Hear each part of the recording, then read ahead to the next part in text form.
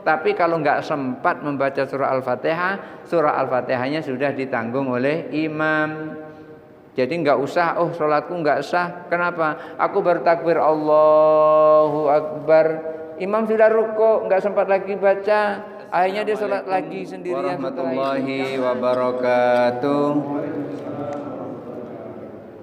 Innal hamdalillah wassalatu wassalamu ala Rasulillah wa ala alihi wa ashabihi wa mawala la haula wala quwata illa billah. Rabbi syrah li sadri wa yassir li amri wa hlul 'uqdatam min lisani yafqahu qawli, amma ba'du. Bapak Ibu hadirin jamaah Masjid Jami Al-Hikmah yang dirahmati Allah. Kemarin kita membahas tentang zikir sesudah sholat, di mana dianjurkan seseorang ketika sholat fardu setelahnya jangan langsung pergi tetapi berzikir dulu. Dan juga diriwayatkan bahwa pada zaman Nabi Shallallahu Alaihi Wasallam itu ada zikir yang dibaca dengan suara keras. Artinya kalau zikir dibaca dengan suara keras, artinya zikirnya itu adalah bersama-sama. Karena tidak mungkin zikir dengan suara keras itu antara satu dengan yang lain zikirnya berbeda-beda, maka akan sangat terganggu. Tetapi kalau sama-sama yang dibaca itu bisa tidak terganggu dan bahkan lebih khusyuk ketika bersama-sama berzikir seperti itu. Dan kita kali ini masih melanjutkan apa yang kita pelajari yang kemarin tentang zikir sesudah sholat. Bismillahirrahmanirrahim. An Anasin radhiyallahu anhu qala, dari Anas radhiyallahu anhu berkata, qala Rasulullah sallallahu alaihi wasallam, Rasulullah sallallahu alaihi wasallam bersabda, man shallal fajr, siapa orang yang sholat subuh. Artinya sholat fajar itu adalah sholat subuh. Fi jama'atin, sholat subuhnya itu berjamaah. Thumma qa'ada, setelah sholat subuh berjamaah selesai tidak langsung pulang, tetapi duduk dulu setelah selesai sholat subuh itu. Yadhkurullaha ta'ala, duduknya ketika sholat subuh itu adalah berzikir kepada Allah Ta'ala. Artinya di situ tidak langsung pulang, berzikir dulu. Hatta tatlu asyamsu, sampai matahari terbit. Seseorang sholat fajar, sholat subuh, selesai sholat subuh, zikir, setelah zikir tidak pulang dulu, kemudian diteruskan zikirnya itu sampai matahari terbit. Tsumma shalla raka'ataini, kemudian setelah itu sholat 2 rakaat. Kanat lahu ajrun, maka orang yang seperti itu akan memperoleh pahala. Selesai sholat subuh, zikir dan tidak pulang sampai terbit fajar. Setelah itu baru sholat 2 rakaat yang disebut dengan sholat isyraq atau sholat syuruk. Sholat isyraq atau sholat syuruk itu adalah sholat di awal waktu duha, ketika waktu matahari terbit itu sudah 1 tumbak, jadi awal waktu duha.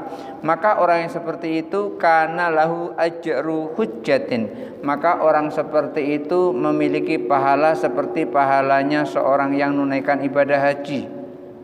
Orang yang sholat subuh diikuti dengan zikir sampai terbit fajar akan memperoleh pahala seperti pahala orang yang menunaikan ibadah haji. Jadi kalau kita belum berhaji, supaya memperoleh nilai ibadah haji, ya jangan cepat-cepat pulang, tunggu sampai terbit fajar kemudian sholat 2 rakaat. Wa umratin, dan seperti orang yang beribadah umrah, seperti Pak Erwan kemarin umrah, seperti itu pahalanya. Menunaikan zikir setelah sholat fajar, setelah sholat subuh sampai terbit fajar, kemudian terus sholat 2 rakaat. Rasulullah sampaikan tamatan, sempurna. Jadi artinya ia memperoleh pahala persis pahala orang yang menunaikan ibadah haji, persis pahala orang yang menunaikan ibadah umroh. Akan tetapi tidak menggugurkan kewajiban menunaikan ibadah haji, hanya pahalanya saja yang dapat. bukan menggugurkan aku udah usah haji lagi. Kenapa? Aku udah memperoleh pahala haji. Aku sudah sholat 2 rakaat setelah sholat fajar, aku zikir sampai terbit fajar kok. Dan itu setiap hari aku lakukan, jadi aku nggak perlu lagi menaikkan ibadah haji. Tidak seperti itu maksudnya.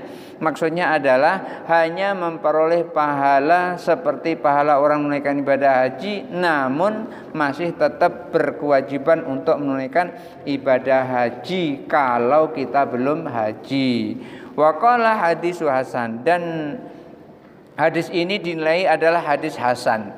Kemarin sudah saya sampaikan bahwasanya hadis hasan itu ya seperti hadis sahih, cuman bedanya pada di dhabtur ruwat saja, kedhabitan rawinya saja. Jadi hadis hasan itu pertama ittisalus sanad, sanadnya bersambung. Kemudian yang kedua dhabtur ruwat, perawinya dhabit itu ingatannya kuat.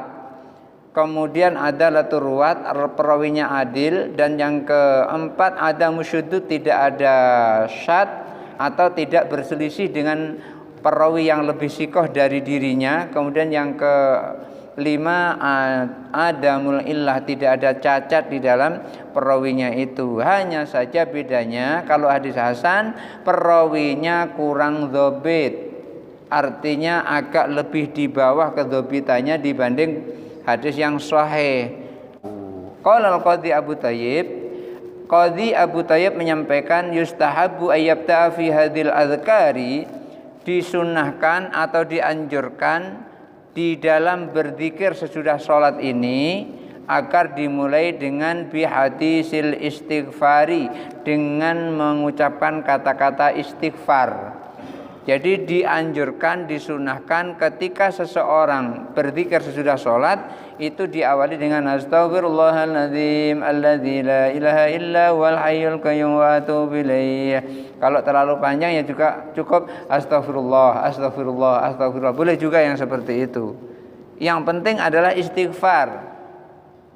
Diawali dengan memohon ampun kepada Allah. Wahaka haditsu Sauban. Kemudian beliau meriwayatkan hadis Sauban.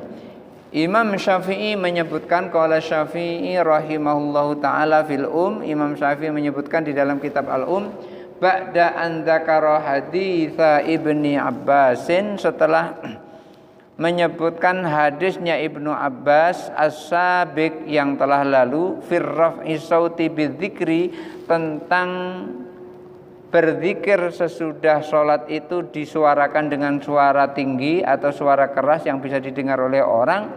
Wa hadisu Ibnu Zubair as-sabiq, dan juga hadis yang diriwayatkan oleh Ibnu Zubair yang telah disebutkan di atas. Wa hadisu Ummu Salamah al-madhkur, dan juga hadis Ummu Salamah yang telah disebutkan fil fasli ba'da hada, di dalam fasal setelah ini. Lalu Imam Nawawi menyebutkan ahtaru lil imami wal ma'mumi, aku lebih memilih atau aku lebih senang imam dan makmum ayadkurullaha ta'ala ba'da salami minas sholati. Imam dan makmum itu agar sama-sama kedua-duanya berzikir kepada Allah sesudah sholat. Kalau imam dan makmum berzikir kedua-duanya sesudah sholat, maka zikirnya itu tentu bunyinya adalah sama yang telah disepakati, artinya yang telah diucapkan oleh imam itulah yang diikuti oleh makmum. Ya walaupun boleh juga zikir sendiri, zikir bersama makmum juga boleh, zikir sendiri juga boleh. Makmum zikir sendiri, imam zikir sendiri, boleh juga yang seperti itu. Kenapa? Karena pernah terjadi Rasulullah menyuarakan keras, kemudian dinilai suaranya keras Rasulullah pada saat berzikir itu adalah mengajari makmum. Kalau mengajari makmum ya otomatis makmum ngikut imam. Tidak mungkin makmum ngajari imam kok makmumnya tidak ngikut imam. Itu siapa ngajari siapa gitu kan? Membingungkan yang seperti itu. Wa yahfiyani dzikru illa ayyakuna imaman yuridu ayata'allama minhu. Kemudian zikirnya itu direndahkan suaranya, tidak usah kuat-kuat suaranya, sedang-sedang saja direndahkan suaranya. Illa ayyakunal imam, kecuali imam yuridu ayata'allama minhu, menginginkan makmumnya itu belajar dari dirinya. Artinya imam menginginkan belajar dari dirinya, artinya adalah apa yang dibaca imam itu dibaca oleh makmum. Kalau imam menginginkan makmumnya belajar bacaan-bacaan zikir bersamaan dengan dirinya, kan nggak mungkin imam membaca A, makmum membaca B, nggak mungkin. Imam membaca astagfirullahaladzim, makmum membaca subhanallah subhanallah, nggak mungkin. Kalau imam menginginkan makmum untuk belajar zikir darinya, yang dibaca oleh imam itulah yang dibaca oleh makmum. Jadi kalau imam menginginkan makmum belajar darinya, imam mengucapkan zikir yang bisa didengar oleh makmum dan makmum mengikuti apa yang dibaca oleh imam itu. Fayajharu, maka kalau imam menginginkan makmum itu belajar zikir darinya, maka suaranya harus keras, bisa didengar oleh makmum, hatta yara annahu qad ta'allama minhu, sehingga imam bisa tahu bahwasanya makmum itu mendengarkan atau belajar darinya. Setelah itu tsumma yasirru, kemudian terus pelan. Setelah belajar darinya terus pelan. Makanya ketika imam membaca subhanallah subhanallah itu pertama-pertama kencang itu lama-lama terus suaranya hilang. Itu sambil mendengarkan makmumnya itu ikut membaca apa tidak gitu. Makmumnya benar-benar belajar atau tidak gitu. Nah, di sini imam pertama-pertama membaca keras, kemudian terus membaca pelan. Wa ahsibu, Imam Nawawi menjelaskan hal ini, wa ahsibu marwiya Ibnu Zubair, dan aku menyangka atau aku mengira apa yang diriwayatkan oleh Ibnu Zubair min tahlilin Nabi sallallahu alaihi wasallam, dari mengucapkannya tahlil Rasulullah sallallahu alaihi wasallam. Setelah sholat Rasulullah membaca tahlil la ilaha illallah wahdahu la syarikalah dan seterusnya itu tadi. Wa ma ruya Ibnu Abbas min takbirihi, dan juga riwayat dari Ibnu Abbas bahwa Nabi sallallahu alaihi wasallam itu membaca takbir, membaca Allahu Akbar Allahu Akbar Allahu Akbar 33 kali setelah selesai sholat. Kama rawainahu, seperti yang telah kami riwayatkan, kata Imam Nawawi. Qala, beliau sampaikan, wa ahsibun Nabi, dan aku mengira dan aku menyangka atau aku menilai Nabi sallallahu alaihi wasallam innama jahara qalilan, bahwasanya beliau itu membaca zikir itu agak dikencangkan sedikit. Silahkan Pak. Silahkan. Agak jauh dari Al-Mabrur ya. Ya. Rasulullah sallallahu alaihi wasallam agak mengencangkan sedikit bacaan zikirnya ketika selesai salat, yakni fi hadis Ibnu Abbas wa hadis Ibnu Zubair, dalam riwayat Ibnu Abbas dan riwayat Ibnu Zubair dikeraskan itu liyata'allaman nasu minhu, agar orang bisa belajar darinya. Artinya makmum bisa belajar dari imam. Coba Bapak Ibu bayangkan kalau selesai sholat kemudian terus imamnya diam gitu. Makmum yang nggak bisa zikir gimana itu? Nanti diam terus. Jadi anak-anak di belakang kita itu, anak-anak muda di belakang kita diam terus. Nah sudah itu yang tua-tua meninggal. Begitu yang tua-tua meninggal, terus yang belakang tadi jadi makmum, kemudian terus jadi imam. Begitu jadi imam, setelah imam, kemarin aku lihat imamnya selesai sholat diam, akhirnya itu diam terus, selesai sholat diam gitu. Itu kenapa? Karena tidak tahu. Oleh karena itu, zikir sesudah sholat yang dilakukan oleh imam dengan jahar itu sangat tepat sekali untuk mengajari orang-orang yang belum tahu bagaimana tata cara berzikir, apa-apa saja yang dibaca pada saat berzikir. Jangan sampai nanti dikiranya karena imam diam, lantaran imam sudah mengetahui zikir itu dan makmum sudah paham, begitu yang tidak paham disangkanya selesai sholat terus diam, pokoknya diam aja gitu. Bolak balik kanan kiri diam gitu. Akhirnya Yang seperti ini tidak berkesinambungan yang seperti ini. Kenapa? Karena dilihatnya imamnya diam, akhirnya imam yang berikutnya juga diam, berikutnya lagi juga diam. Sehingga akhirnya selesai sholat semuanya pada diam pada generasi tertentu. Oleh karena itu, ini disanadkan kepada ulama terdahulu agar imam ketika selesai sholat berzikir dengan suara keras yang tujuannya adalah mengajari makmum yang mereka belum paham tentang zikir sesudah sholat. Qala, lalu Imam Nawawi menyampaikan, wa astahibbu lil musalli, lalu aku lebih senang kepada orang yang sholat, artinya aku menganjurkan kepada orang yang sholat munfaridan, baik sholatnya itu sendiri, au makmuman, atau sholatnya itu berjamaah. Kalau makmum berarti kan berjamaah. Ayuti ladzikra ba'da sholati, agar memperpanjang zikir sesudah sholat. Jadi bukan begitu selesai sholat langsung berangkat, hanya sebentar, paling-paling 2 detik atau 3 detik kemudian terus berangkat. Imam Nawawi justru malah menganjurkan untuk orang sholat sendiri atau imam atau makmum, jadi imam dan makmum, orang yang sholat berjamaah, ayuti ladzikra ba'da sholati, agar berzikir sesudah sholat. Wa yukthirud du'a, setelah berzikir sudah sholat, agar memperbanyak melakukan doa. Jadi tidak zikir saja, tapi dianjurkan untuk banyak melakukan doa. Roja'an al-ijabata, dengan harapan sholatnya tadi diijabah oleh Allah, zikirnya tadi diijabah oleh Allah, maka melalui doa itu ba'dal maktubati, setelah sholat fardu atau setelah sholat 5 waktu. Hadza nasahu fil ini yang dinaskan di dalam kitab Al-Um Imam Syafi'i. Jadi Bapak Ibu hadirin yang dirahmati Allah, zikir sesudah sholat ada pada zaman Nabi, suaranya dikeraskan. Lalu apakah boleh zikir sesudah sholat itu suaranya pelan? Boleh. Suara pelan boleh, suara keras juga boleh kalau sholatnya berjamaah dan itu adalah imam. Tujuannya adalah mengajari kepada makmum. Tapi kalau sholat sendirian itu pun juga boleh keras. Kalau di rumah boleh keras, boleh pelan.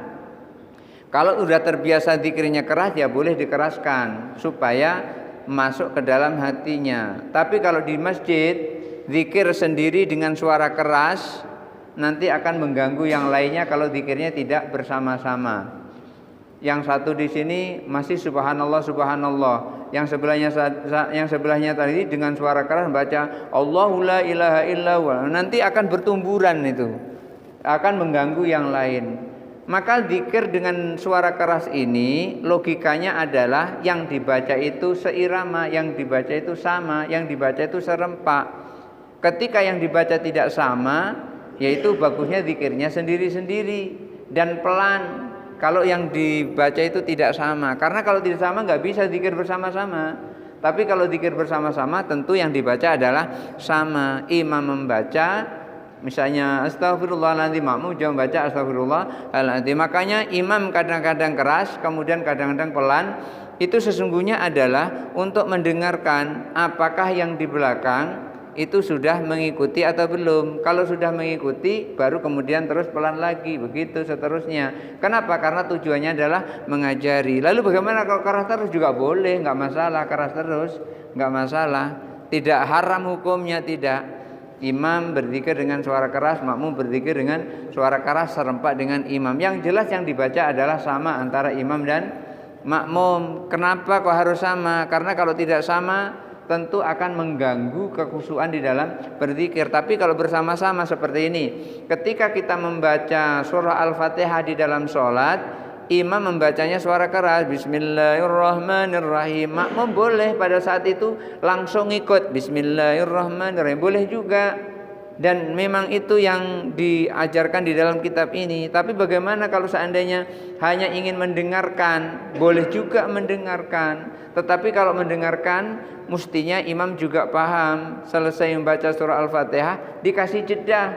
jangan langsung membaca ayat. Kenapa? Karena makmumnya sedang membaca surah Al-Fatihah, begitu.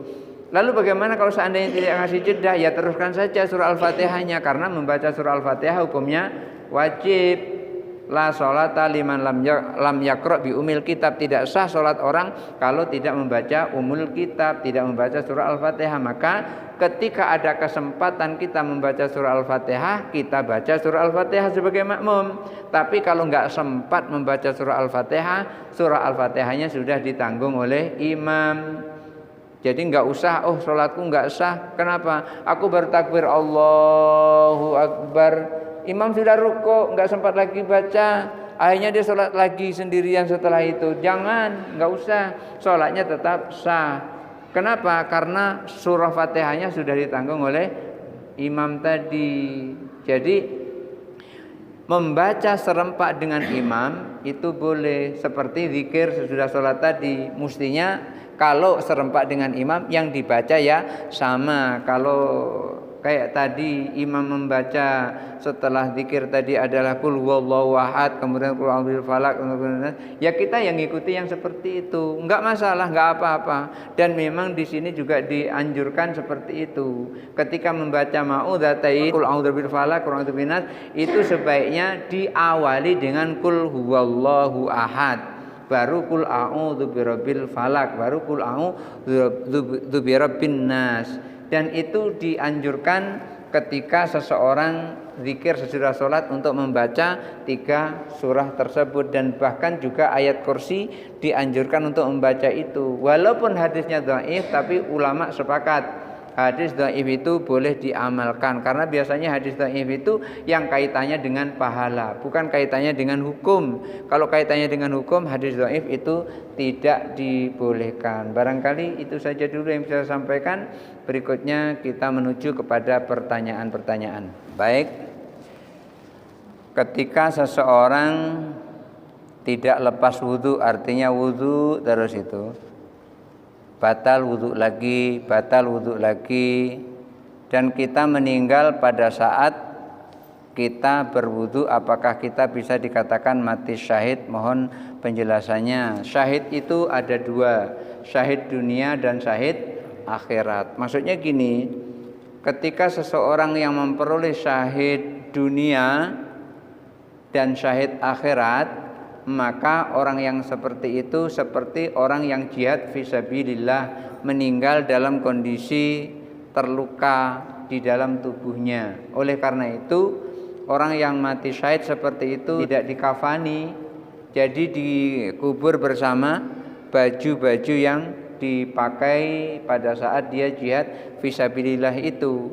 Tetapi juga ada syahid itu hanya syahid akhirat, tapi di dunia tetap diurus, seperti orang yang tenggelam. Ketika seseorang sedang mencari nafkah lalu tenggelam, atau sedang mencari nafkah tahu-tahu ditimpa barang berat dari atas, yang seperti itu tetap dimandikan, tetap dikafankan.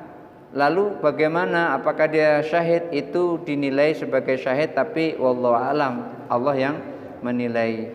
Dan orang yang tidak meninggalkan wudhu, artinya orang yang selalu menjaga wudhunya supaya wudhunya ini terus terjaga, dan itu memang dianjurkan dan disunahkan. Kenapa kok disunahkan? Karena ketika seseorang menjaga wudhunya, maka otomatis juga menjaga akhlaknya kepada Allah Subhanahu wa taala, dan itu merupakan mudawamah zikirnya kepada Allah Subhanahu wa taala. Artinya itu merupakan saranya terus berzikir kepada Allah. Kenapa? Karena ketika nanti dia sentuhan dengan sesuatu yang membatalkan, umpamanya sentuhan dengan wanita atau wanita sentuhan dengan laki-laki, maka akan dijaga sentuhan itu. Ketika menjaga sentuhan itu karena Allah, karena ia ingin menjaga wudhunya, maka itu yang dianjurkan. Dan seseorang ketika menjaga wudhunya itu, maka akan dibimbing oleh Allah Subhanahu wa ta'ala. Di dalam kitab Al-Ghunyah li Talibi Thariqil Haq Azza wa Jalla, Syekh Abdul Qadir Jilani juga menganjurkan seperti itu, agar senantiasa untuk menjaga wudunya. Ketika wudunya batal seperti buang air atau buang angin, kemudian terus ngambil air wudu lagi, maka orang yang seperti itu termasuk orang yang disayangi, orang yang dikasih oleh Allah Subhanahu wa taala. Jadi orang yang selalu menjaga wudunya itu adalah orang yang beruntung, dan orang yang menjaga wudunya itu bisa jadi itu merupakan nanti syahid, adalah syahid akhirat, tapi tetap di dunia dikafankan, di dunia dimandikan. Jangan mentang-mentang oh ini menjaga wudu terus, kemudian terus syahid, lalu tidak dikafani, tidak dimandikan, gitu kan. Yang seperti itu tidak benar, karena kadang-kadang kita juga tidak tahu orang yang menjaga wudu itu lillahi ta'ala atau tidak, karena kita juga tidak tahu. Ya, husnudzan kita adalah dia lillahi ta'ala, karena lillahi ta'ala itu yang tahu dia dan Allah. Kita enggak tahu. Kita sama-sama duduk di sini, apakah kita semua lillahi ta'ala, kita juga enggak tahu. Yang tahu adalah kita dan Allah.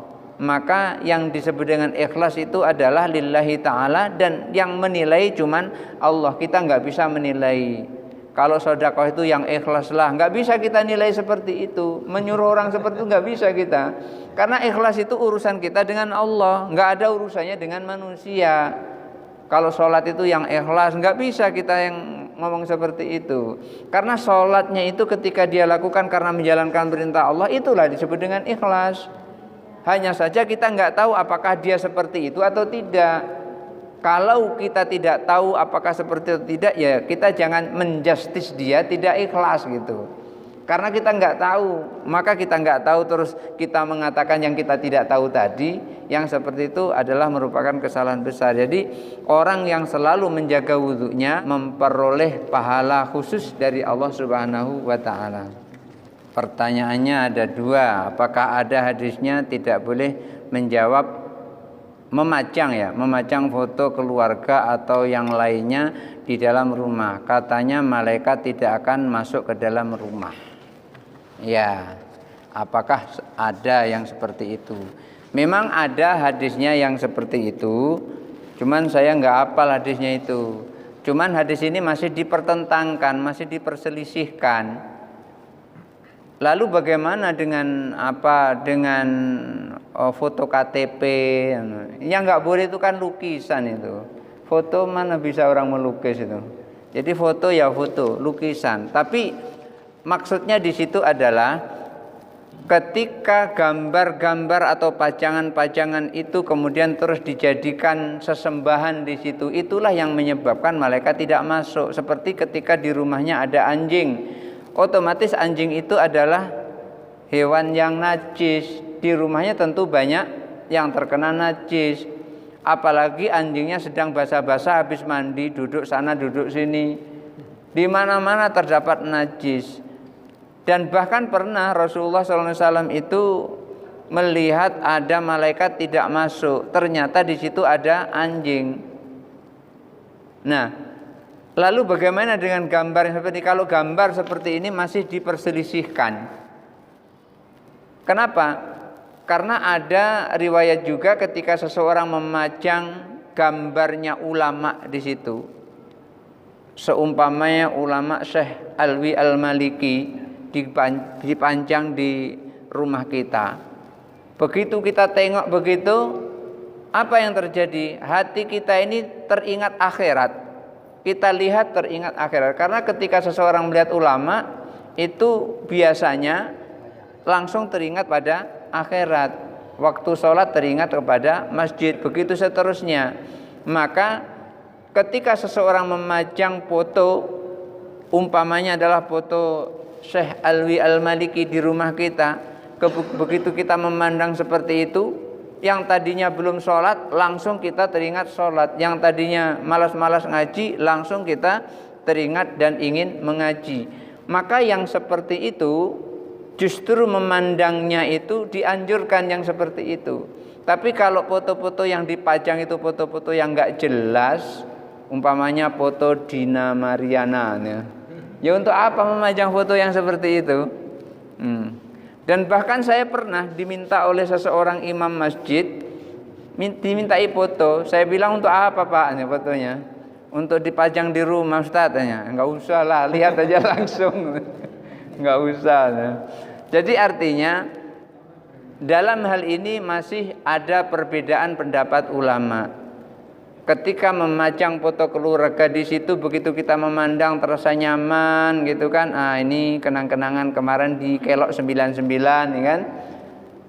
Enggak masalah yang seperti itu. Enggak masalah. Ketika kita memandang foto itu, kita mengingat kepada sesuatu yang membuat hati kita tenang dan hati kita dekat kepada Allah, itu tidak masalah. Tapi yang bermasalah itu adalah ketika kita memandang foto itu kemudian terus kita malah jauh dari Allah. Yang seperti itu yang tidak boleh. Makanya tentang gambar ini ulama masih memperselisihkan. Ada yang mengatakan boleh, ada yang mengatakan tidak boleh. Lalu malaikat itu kapan? Ketika masuk ke rumah kita. Sesungguhnya malaikat itu tanpa di dalamnya itu ada gambar, di dalam nggak ada gambar, belum tentu malaikat itu masuk ke rumah kita, belum tentu.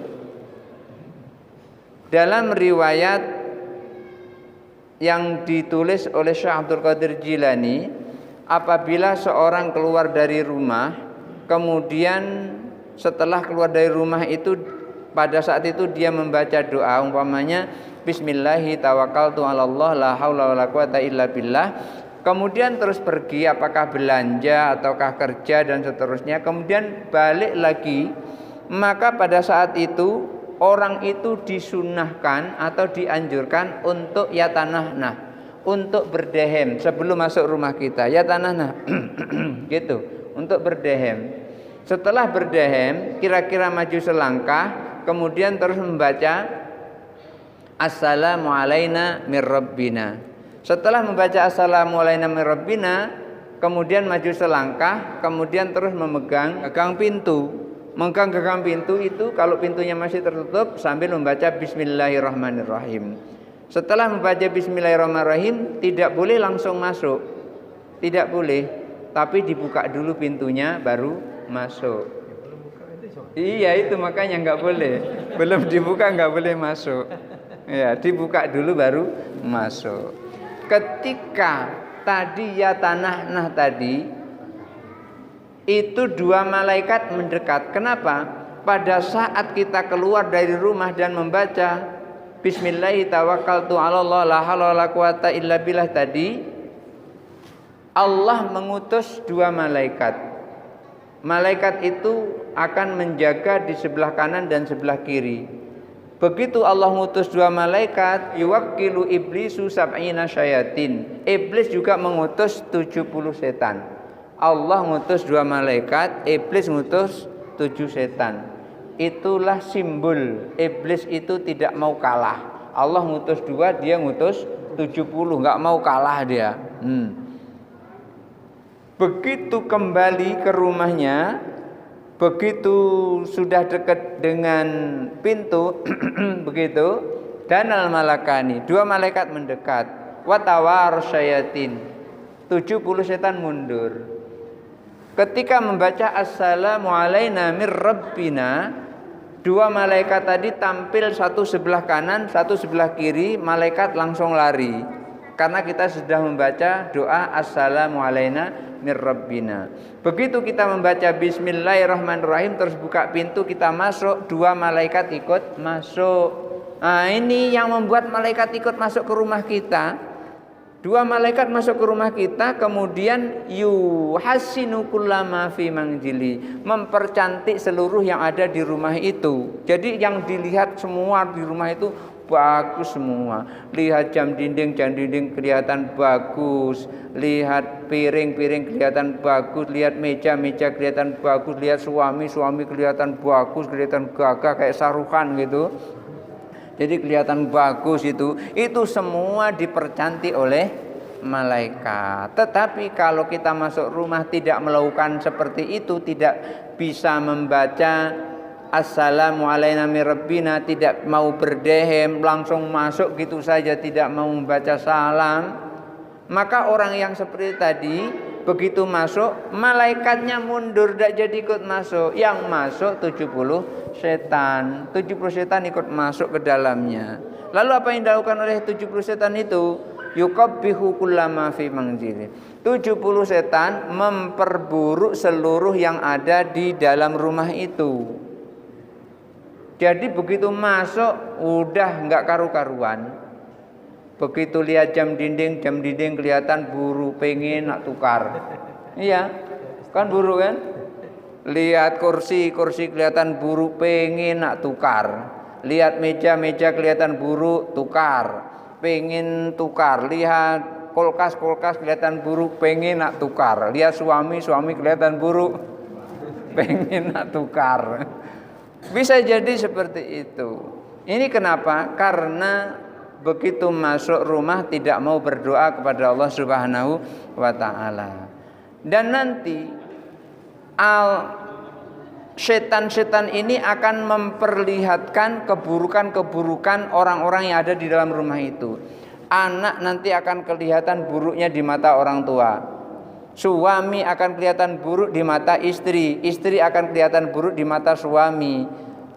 Orang tua akan kelihatan buruk di mata anak, sehingga anak bisa ribut dengan orang tua bisa ribut dengan anak, istri bisa ribut dengan suami bisa ribut dengan istri. Kenapa? Karena sudah diperburuk oleh setan itu tadi. Oleh karena itu di dalam hati kita itu, kata Imam Ghazali, ada dua jendela. Yang satu jendela dihuni oleh malaikat, yang satu jendela dihuni oleh setan.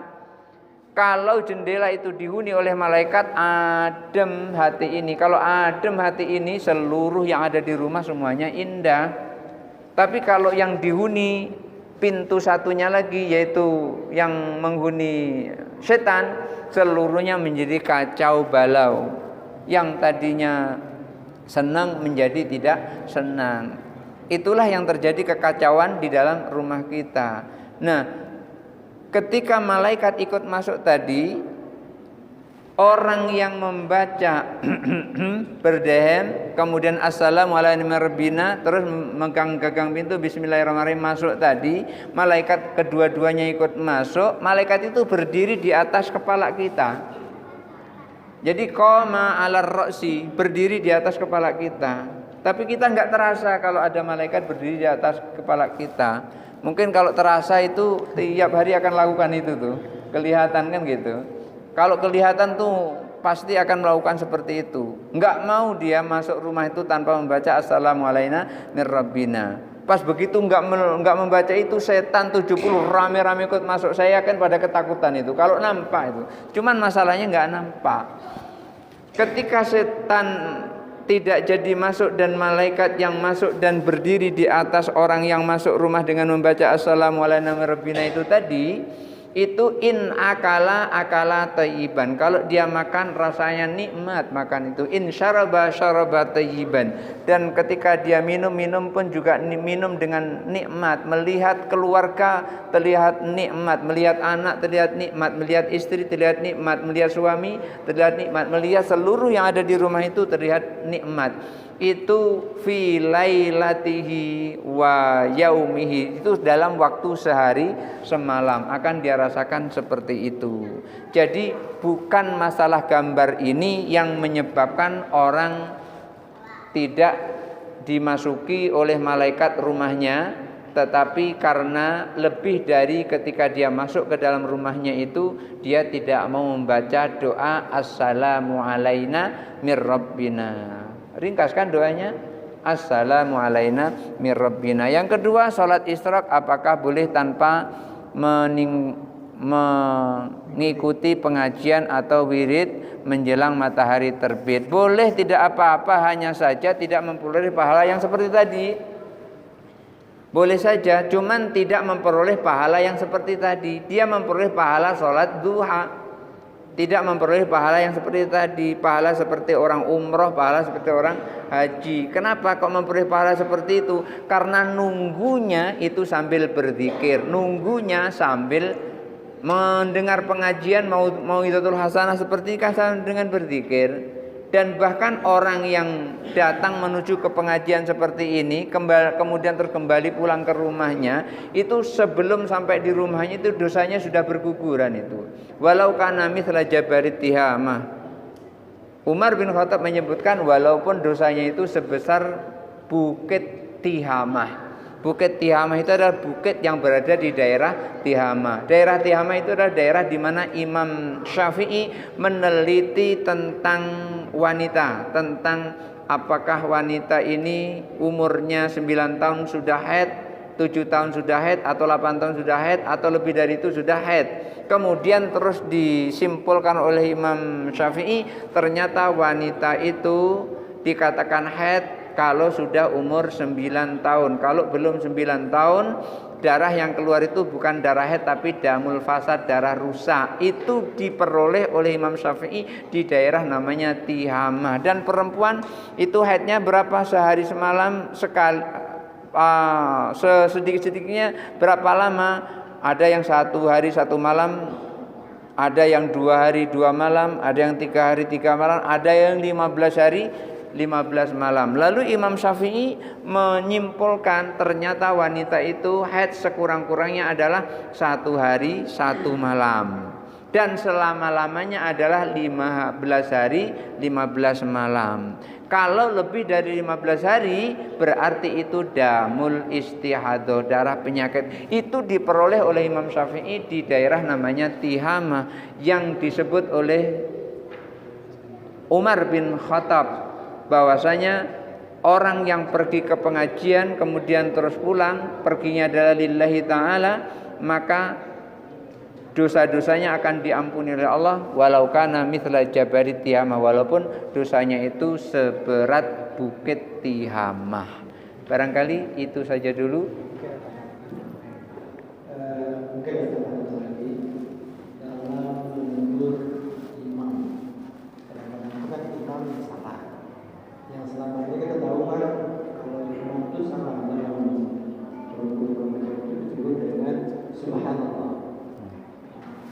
Tapi kalau imam itu salah bacaan, kadang-kadang ayat, apakah kita langsung meluruskan ayat itu atau gimana? Oh gitu ya. Dan lagi niat kita waktu menegur imam itu gimana? Iya. Baik. Ketika seorang imam pas lagi membaca surah umpamanya salah bacanya, kalau yang dibaca itu hanya surah bukan surah Al-Fatihah, maka sholatnya tetap sah. Tapi kalau yang salah itu adalah surah Al-Fatihah, sholatnya jadi tidak sah. Karena surah Al-Fatihah tidak boleh salah. Tapi kalau surah yang lain, karena dia bukan rukun, maka ketika salah tidak menyebabkan sholatnya batal. Lalu bagaimana kalau terjadi kesalahan seperti itu? Kalau bapak-bapak yang mendengar kesalahan itu, maka diawali dengan tasbih subhanallah. Tetapi jangan hanya mengucapkan tasbih subhanallah kalau imamnya tidak paham.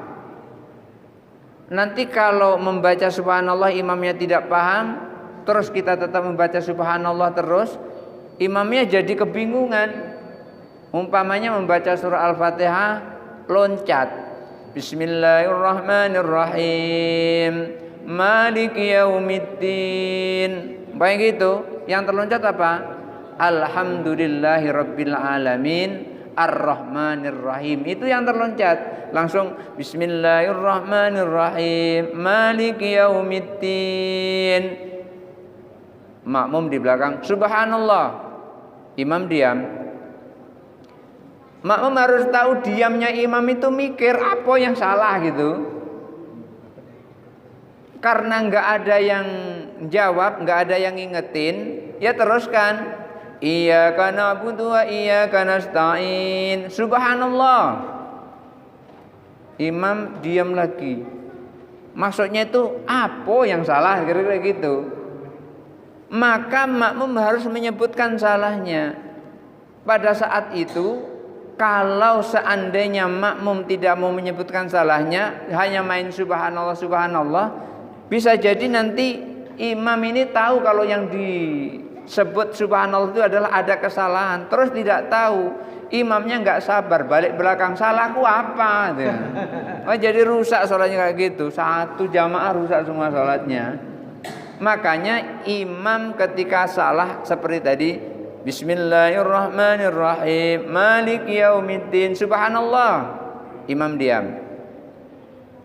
Karena imam diam, makmum tadi yang ngingetin harus nyebut Alhamdulillahi Rabbil Alamin. Oh, itu rupanya ketinggalan. Langsung dia ngulang Bismillahirrahmanirrahim, Alhamdulillahi Rabbil Alamin, Ar-Rahmanirrahim. Jadi jangan main subhanallah tapi tidak menyebutkan apa salahnya. Umpamanya lagi ketika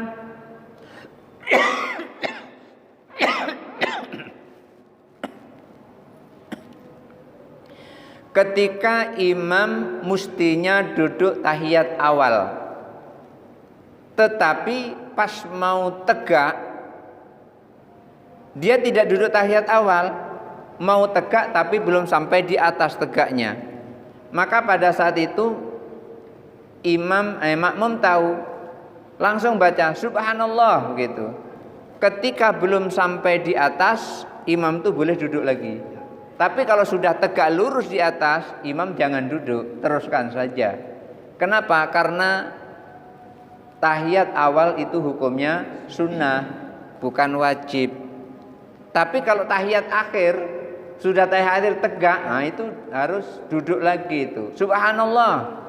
Begitu subhanallah, imam otomatis kan sambil ngelirik itu, apa ini? Oh, masih duduk semua, berarti ini sudah tahiyat akhir, duduk lagi, nggak apa-apa. Jangan imam tegak ikut tegak, imam ruku, jadi sholatnya sampai 5 rakaat sepakat. 5 rakaat sepakat. Masa iya satu jamaah nggak ada satupun yang ingat? Ya mungkin ada yang ingat, sudah itu kusak-kusuk. Imamnya kok 5 rakaat sholat duhurnya, ini gimana ini? Bukan imamnya sholat 5 rakaat, imamnya lupa, yang ingat tidak mau mengingatkan atau tidak tahu cara mengingatkan. Oleh karena itu, sebagai makmum harus punya ilmu makmum, sebagai imam harus punya ilmu imam. Kalau kedua-duanya punya ilmu seperti itu, aman sholat. Yang susah itu kalau yang punya ilmu cuman imam, tapi makmum nggak punya ilmu. Jadi imam salah, makmum bingung. Sholat subuh nih. Sholat subuh membaca ini ayat sajadah. Pas begitu baca ayat sajadah langsung sujud, dia itu tegak lagi. Makmum yang tidak tahu bingung, ini imam sholatnya aneh, masa sholat subuh 3 rakaat. Padahal yang dimaksud sujud tadi bukan sujud sholat, tapi sujud sajadah, sujud tilawah, sujud sajadah, karena kita membaca ayat sajadah, tidak termasuk dari rakaat sholat. Jadi seperti itu. Kalau untuk ibu-ibu, ketika ada salah tidak membaca subhanallah tapi tepuk tangan. Tepuk tangannya bukan begini, tetapi begini. Artinya apa? Punggung tangan kanan diletakkan atau dihentakkan ke perut tangan kiri, seperti ini. Enggak boleh seperti ini, tapi seperti ini. Ya. Jadi kalau misalnya salah seperti ini. Jadi kalau di rumah misalnya suaminya lupa rakaat terakhir masih tegak lagi seperti ini, jangan ikut tegak, duduk, nanti akan dilirik oleh suaminya. Oh, ini berarti sedang kebanyakan rakaat, kemudian terus duduk kembali. Jadi kalau bapak-bapak membaca subhanallah dan menunjukkan salahnya kalau imam tidak tahu salahnya. Tapi kalau tahu salahnya nggak perlu ditunjukkan. Ibu-ibu juga begitu. Kalau imam salah tidak membaca subhanallah tapi tepuk tangan seperti ini, tepuk tangannya. Barangkali itu saja dulu yang bisa kita sampaikan. Mari kita berdoa bersama-sama. A'udzubillahi minasyaitonirrajim. Bismillahirrahmanirrahim. Allahumma sholli ala sayyidina Muhammad wa ala ali sayyidina Muhammad wa sallim. wa radhiyallahu ta'ala an sadatina Rasulillahi ajmain. Allahumma ighfir lana dzunubana wa liwalidayna warhamhum kama rabbayana shighara. Allahumma nawwir qulubana binuri hidayatika kama nawwartal arda binuri syamsika wa qamarika abadan abada. Allahumma ij'alna faman kafami nabiyyin wa hifdzan ka hifdzil mursalin ka ilhamil malaikatil muqarrabin bi rahmatika ya arhamar rahimin. Rabbana atina fid dunya hasanah wa fil akhirati hasanah wa qina adzabannar. Walhamdulillahi rabbil alamin. Hadanallahu wa iyyakum ajmain. Wallahu muwaffiq ila aqwamit thoriq. Wassalamualaikum warahmatullahi wabarakatuh.